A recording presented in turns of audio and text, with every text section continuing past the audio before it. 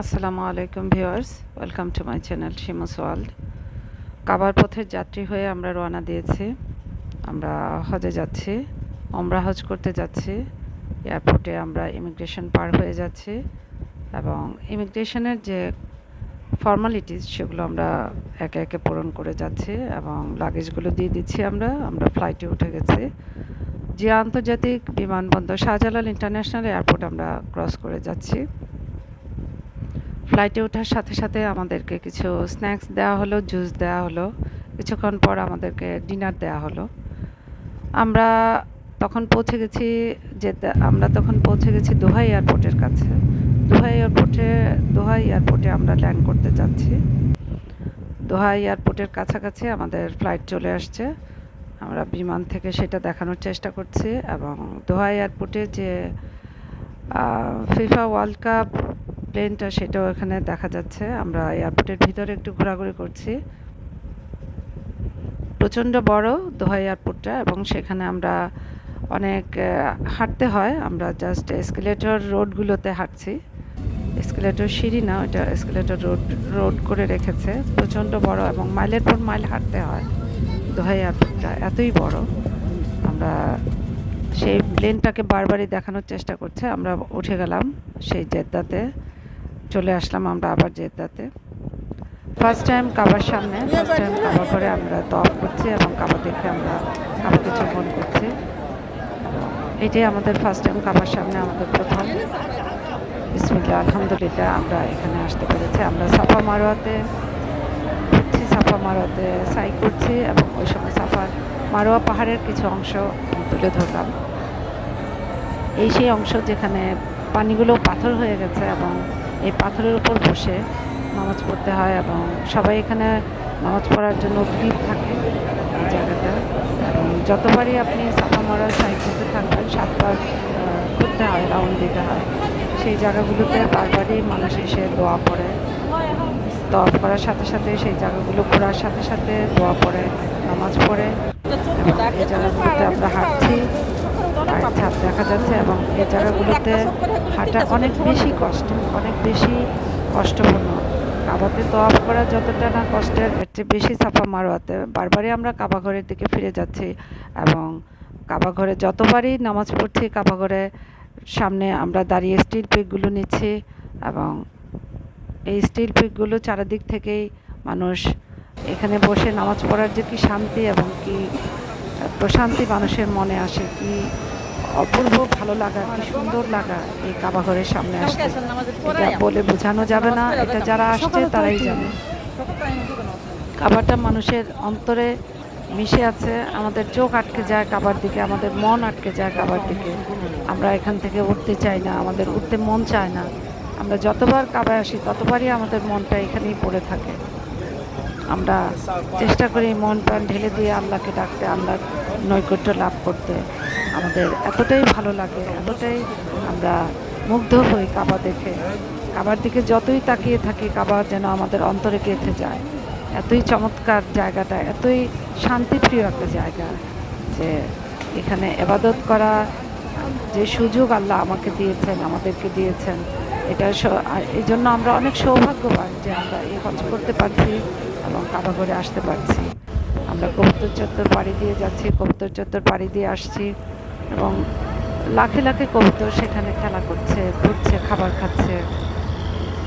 প্রতিদিনই আমরা কবুতর চত্বরের পাশ দিয়ে আসা যাওয়া করতাম এবং কবুতর চত্বরটা দেখতে আমাদের কাছে এত ভালো লাগে, এত সুন্দর লাগে যে ওখানে কিছুক্ষণ দাঁড়িয়ে আমরা কবুতরগুলোকে দেখতাম। তারা খেলা করতো, চক্কর দিতে থাকতো, আমাদের মাথার উপর দিয়ে ঘুরতো। আমরা ধরার চেষ্টা করতাম, বাট এগুলোকে ধরা যায় না। মুগ্ধ হয়ে শুধু দেখতেই থাকতাম তাদেরকে এবং কবুতরগুলোকে খাবার দিতাম। প্রায় সময় তাদের কাছাকাছি যেতাম। কাবা ঘরে আবারও আমরা নামাজ পড়তে চলে আসছি। যতবারই আমরা নামাজ পড়ি, যতবারই এই উঁচু ওয়ালটার পাশে আমরা বসে নামাজ পড়েছি, এই সাদা ওয়ালটার পাশে, যদিও ভিতরে যেতে দেয় না। কবুতর চত্বরটা এটা হলো কাবার মসজিদুল হারামের পাশেই। এখানেও মানুষ নামাজ পড়ে, সব মুসল্লিরা এখানে নামাজ পড়ে। এখানেও কবুতর এসে খাওয়া দাওয়া করে। এখানে আবার পরিষ্কার করে দেওয়া হয় নামাজ পড়ার জন্য। আমরা কাবার সামনেই বসে পিক তুলি। স্টিল পিকগুলো আমি এখানেই তুলি নামাজের সময়। যদিও অতটা সময় পাওয়া যায় না, আমরা যথেষ্ট মনোযোগ দিয়ে নামাজ পড়ার চেষ্টা করি, নামাজে বসে থাকি। কাজেই সেখানে ভিডিও করা বা কথা বলা খুবই ইম্পসিবল হয়ে যায়।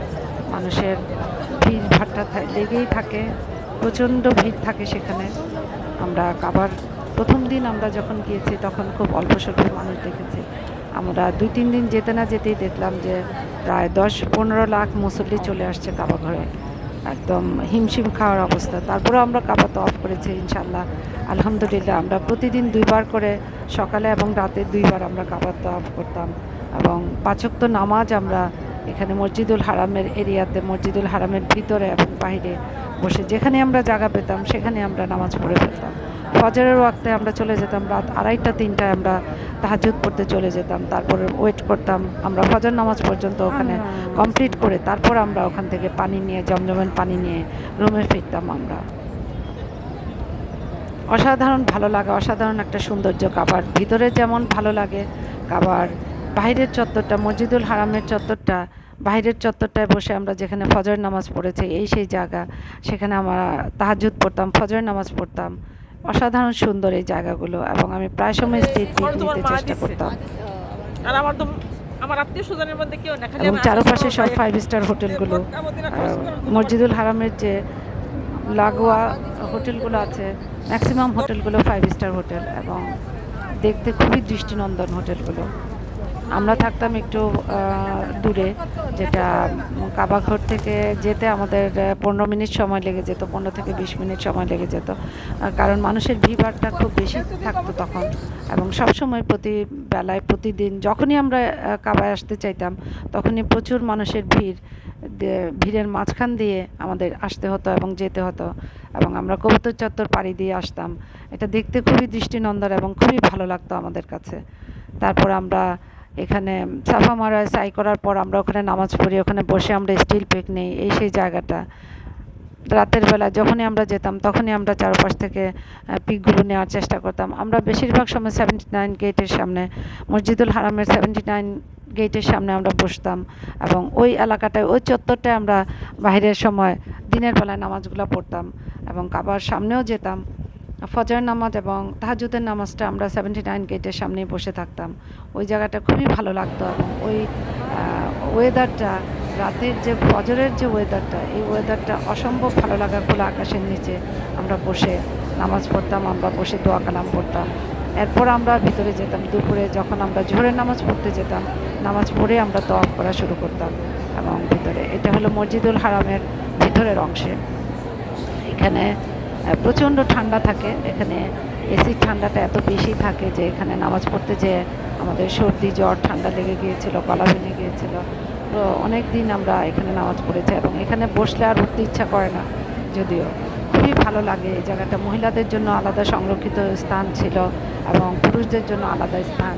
সেই যার যার জায়গায় সবাই নামাজ পড়তো এবং সেই পৃথক পৃথক ভিন্ন জায়গাগুলোতে মহিলারা বসতো এবং পুরুষরা আলাদা জায়গায় বসতো। এটা সেই জায়গা যেখানে আয়েশা মসজিদ বলা হয় এটাকে। এখানে এহরাম বাঁধতে যেতে হতো। আমরা 3টা উমরা করেছি এবং এই 3টা উমরার 2টা এহরাম বাঁধতে আমরা আয়েশা মসজিদে গিয়েছিলাম এবং এখানে 2 রাকাত নামাজ পড়ে আমাদেরকে নিয়ত করে এহরাম বাঁধতে হতো উমরার জন্য। প্রথম উমরাটা আমরা জেদ্দা এয়ারপোর্ট থেকে আমরা এহরাম বেঁধে নিয়েছিলাম। জেদ্দা এয়ারপোর্টের মসজিদে আমরা 2 রাকাত নামাজ পড়ে ওখান থেকে আমরা এহরাম বেঁধে আমরা প্রথম উমরাটা করেছি। পরবর্তীতে এই আয়েশা মসজিদে আমরা এসে এহরাম বেঁধে পরের 2বার আমরা এসেছি আয়েশা মসজিদে এবং আয়েশা মসজিদ থেকে 2বারই এহরাম বেঁধে আমরা নামাজ পড়েছি, উমরা করেছি কাবা ঘরে যেয়ে। তারপর সাফা মারোয়াতে আমরা সাই করেছি। এটা আয়েশা মসজিদের চারিদিকের চত্বরটা, এখানেও কবুতর রয়েছে প্রচুর। সুবহানাল্লাহ, এত সুন্দর দৃশ্য কবুতরের, যা না দেখলে চোখে বিশ্বাস করা যায় না। মানে ওখানে দেখতেই মন চায় কবুতরের খেলা। কবুতরকে সবাই খাবার দিচ্ছে, আদার দিচ্ছে, আদারগুলো খেয়ে তারা খুশিতে টকবক করতে থাকে সারাক্ষণ। আমরাও চেষ্টা করি তাদেরকে সঙ্গ দিতে, তাদের খেলাগুলো দেখতে। তারপর আমরা আবার ট্যাক্সি নিয়ে ছুটে চলি কাবার দিকে। আমরা এহরাম বাঁধার সাথে সাথে চলে আসি কাবা ঘরে। কাবা ঘরে এসে আমরা 7বার তওয়াফ করি। তওয়াফ করার পর আমরা চলে যাই আবার সাফা মারোয়াতে সাই করতে। সাই করার পরে আমাদের যে উমরা কমপ্লিট হয় তারপর আমরা রুমে যে আমরা আমাদের চুল সামান্য 1/2 ইঞ্চি বা 1 ইঞ্চি পরিমাণ চুল কাটতে হয়, দেন গোসল করে আমাদের উমরা কমপ্লিট করতে হয়। এইভাবে আমরা 3-3 বার আমরা উমরা পালন করেছি এবং যতবারই সাইড দিয়ে যাই পুরা মক্কা শরীফটা মনে হয় যেন পাহাড়ের ভিতর, পাহাড়ের মধ্যেই মক্কা শরীফটা তৈরি হয়েছে। মক্কা শরীফের চারিদিকে শুধু পাহাড় আর পাহাড়, এবং শুধু এগুলো পাথরের পাহাড়, এগুলো কোনো মাটির পাহাড় না। এবং পাহাড় কেটে কেটে সব বিল্ডিং তৈরি করা হয়েছে, সব হোটেল তৈরি করা হয়েছে, রাস্তা নির্মাণ করা হয়েছে এবং পাহাড়ের নিচ দিয়ে রাস্তা তৈরি করা হয়েছে, যেটা পাহাড়ের ভিতর দিয়ে রাস্তাগুলো যায়, সেই রাস্তাগুলো। এবং এইখানে একবার গেলে মন আটকে যায়, মন বারবারই চায় এখানে যেতে। এত সুন্দর, এত শান্তিপূর্ণ, এত শান্তিপ্রিয় জায়গা। বারবারই আমরা ক্লক টাওয়ারের ছবি নেই এবং ওখানে বসে আমরা নামাজ পড়ি। ক্লক টাওয়ারের সামনেই মসজিদুল হারামের যে অংশটা, সেখানেই আমরা বসে নামাজ পড়ার চেষ্টা করি।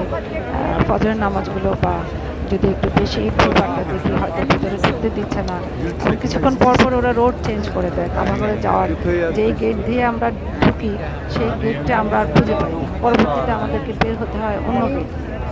মানে আমরা অবাক হয়ে যাই যে আমরা কোথা দিয়ে ঢুকলাম আর কোথা দিয়ে বের হলাম, সেটা আমরা খুঁজে পাই না। প্রথম দিন আমার বান্ধবী তানিয়া আমার সাথে ছিল। আমরা কিছু স্টিল পিক নিয়েছি কাবার সামনে থেকে এবং চমৎকার লেগেছে প্রথম দিন। মাশাআল্লাহ, আলহামদুলিল্লাহ, আমরা যে কাবা ঘরে তওয়াফ করতে পেরেছি, আল্লাহ আমাদেরকে তার প্রিয় ঘর, প্রিয় জায়গায় আমাদের মেহমান হিসাবে নিয়েছেন।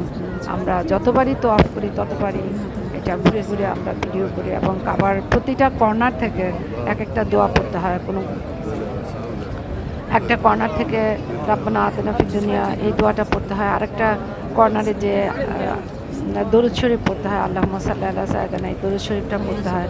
আরেকটা কর্নারে যেখানে কাবাঘরের গেট রয়েছে, দরজাটা রয়েছে, সেই গেটের সামনে গিয়ে বিসমিল্লাহ আল্লাহু আকবার বলে কাবাকে চুম্বন করতে হয়।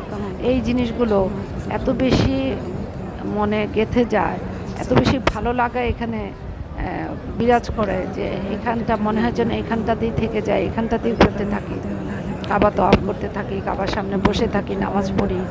মনের অন্তঃস্থল থেকে মানুষের ভালো লাগা এখানে চলে আসে। এখানে না আসলে হয়তো বুঝতাম না যে কাবাতে আসার কত একটা শান্তি, কত একটা পরশ, কত ভালো লাগা, কত শান্তির পরশ।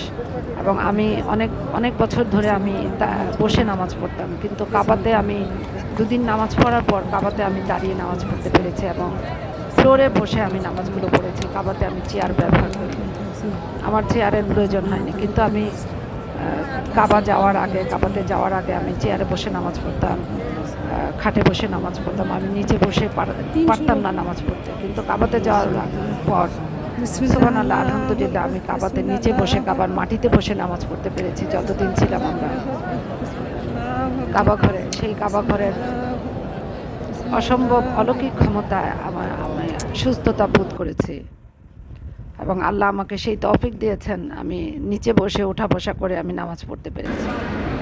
আলহামদুলিল্লাহ, আমার মনের আশা আমি অনেকটাই পূরণ হয়েছে। আমার মনে হয়েছে আমি অনেক কিছু পেয়েছি।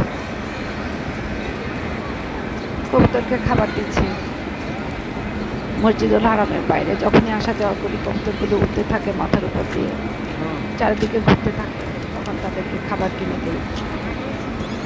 আমার খুব ভালো লাগে এদেরকে দেখতে, আমি খুব আনন্দ পাই এদেরকে দেখতে।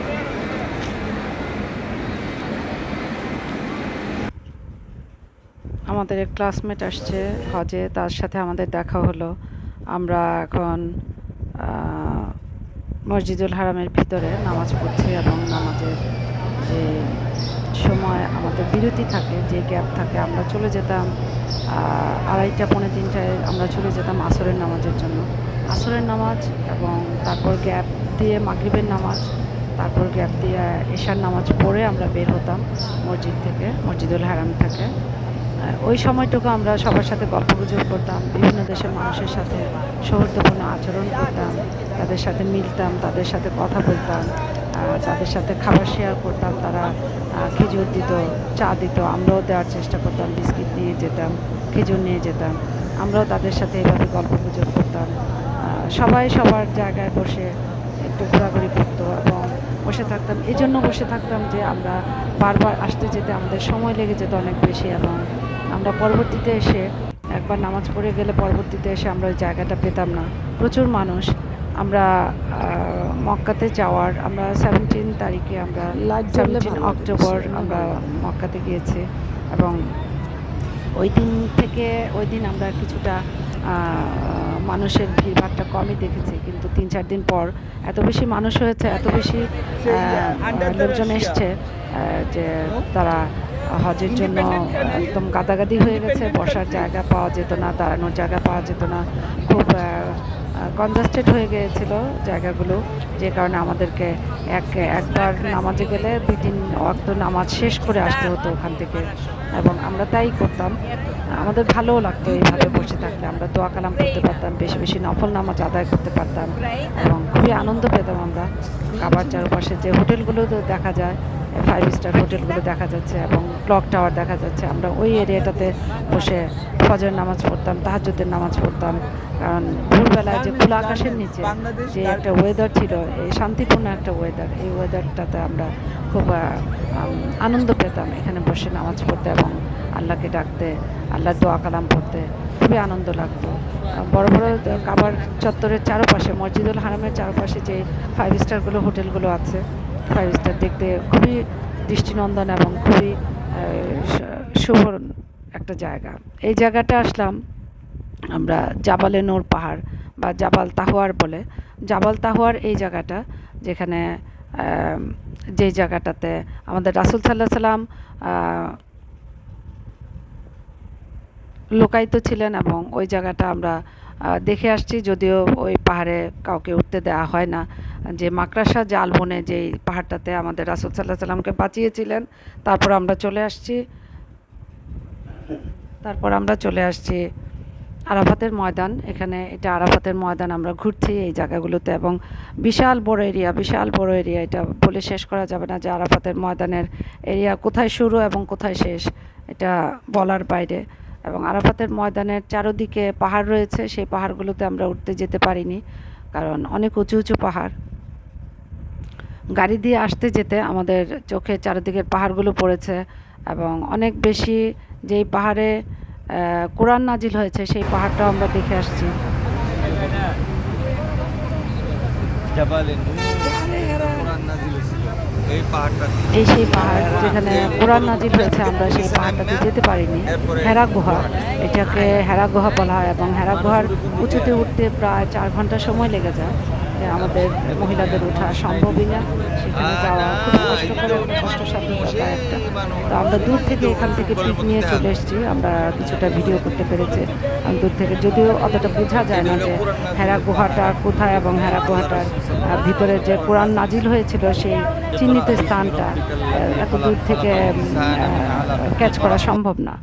তাই আমরা দূর থেকে যতটুকু পারি পাহাড়টাকে ভিডিও করে চলে আসছি সেই হেরা গুহার চারপাশে। এটা ছিল সেই বিশেষ একটা মুহূর্ত। এটা পাকিস্তানের প্রেসিডেন্ট এসেছিলেন ওই দিন ওমরা করতে, হজ করতে। সে ওই সময় মক্কা ক্লক টাওয়ারের লাইটিং করা হচ্ছিল এবং আমি শুয়েছিলাম তখন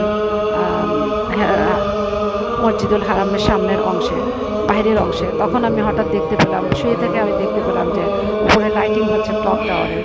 আমি সাথে সাথে ওইটাকে ক্যাচ করার চেষ্টা করলাম এবং মসজিদুল হারামের ভিতরেও মানুষ এভাবে ক্যাচ করছে, সেই দৃশ্যটা তুলে ধরছে।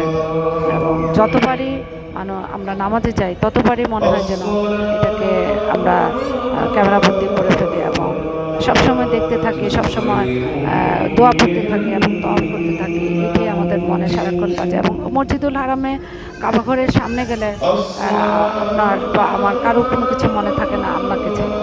এটা অত্যন্ত আশ্চর্যের একটা বিষয় যে এখানে যখনই আমরা যাই আমরা পৃথিবীর সমস্ত কিছু ভুলে যাই, আমাদের শুধু মনে হয় আল্লাহকেই ডাকি। এবং আমি অত্যন্ত সৌভাগ্যবান, আমি প্রথম দিনই কাবাঘরকে ছুঁতে পেরেছি, কাবাঘরের গিলাফটাতে আমি হাত দিতে পেরেছি, চুম্বন দিতে পেরেছি এবং আসওয়াদ পাথরে আমি 2বার চুম্বন করতে পেরেছি। যখনই আমরা সুযোগ পাই আমরা প্রথমেই চলে যাই কাবার সামনে, যদিও খুবই রেস্ট্রিক্টেড এরিয়া, ওখানে যেতে অনেক বেশি ধকল পোহাতে হয় এবং যথেষ্ট পুলিশ বেষ্টনী থাকে এবং থাকে, ওই জায়গাটা যাওয়া খুবই কষ্টকর একটা ব্যাপার হয়ে যায় আমাদের জন্য। তারপর আমরা কাবা থেকে ছেড়ে আমরা চলে যাচ্ছি মদিনার উদ্দেশ্যে। আমাদের 10 দিন ওভার হয়ে গেল কাবা ঘরে, এবং আমরা 3টা ওমরা হজ করেছি কাবাতে। কাবা ঘর তওয়াফ করেছি, প্রায় প্রতিদিনই আমরা 2 বেলা কাবা ঘর তওয়াফ করতে যাই। এবং যেটা সাফা মারোয়া পাহাড়, সেই সাফা মারোয়া পাহাড়েও আমরা সাই করেছি বেশ অগণিত অসংখ্যবার আমরা সেখানে গিয়েছি। এবং আশেপাশের দৃশ্যগুলো আমরা একটা বিশেষ বাসে করে আমরা চলে যাচ্ছি মদিনা শরীফ। সেই চলে যাওয়ার দৃশ্যটা আমি ক্যাচ করতে পেরেছি, যদিও আমাদের চলে যেতে অনেক ঘন্টা, 5-6 ঘন্টা সময় লেগেছে মদিনাতে পৌঁছতে। রাত হয়ে গিয়েছিল আমাদের যেতে। তারপর আমি চেষ্টা করেছি কাবার চারপাশের দৃশ্যগুলো একটু ক্যাচ করতে। শুধু পাহাড় আর পাহাড়, পাথরের পাহাড়।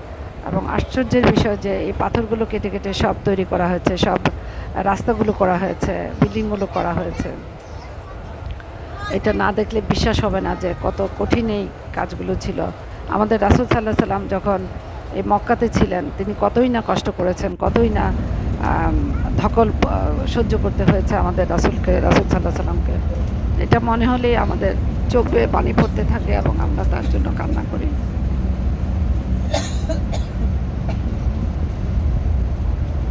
এটাই ছিল আমাদের কাবা ঘরের 10 দিনের ভ্রমণ। আমাদের 10 দিনের এই ভ্রমণ এখানেই শেষ হলো।